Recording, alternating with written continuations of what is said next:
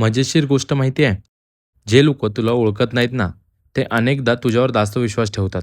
त्या लोकांपेक्षा जे तुला वर्षानुवर्ष ओळखतात. आज चेस्ट आणि ट्रायसेप डे होता. वर्कआउट सुरू केला. चेस्टचे सेट्स चालू होते आणि कंटेंट जर्नीचे सुरुवातीचे दिवस आठवले.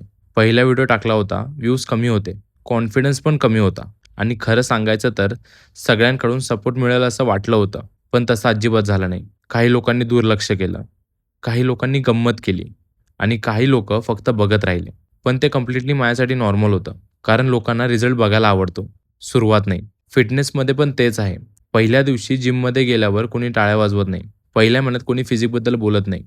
कारण सुरुवातीला फक्त प्रयत्न दिसतात, रिझल्ट नाही. चेस्ट नंतर ट्रायसेप सुरू केलं आणि तेव्हा एक गोष्ट लक्षात आली.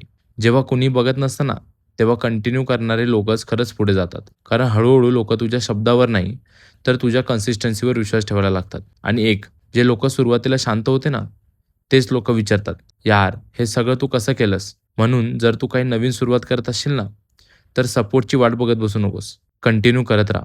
कारण अनेकदा तुझ्यावर सर्वात आधी विश्वास स्ट्रेंजर्सच ठेवतात.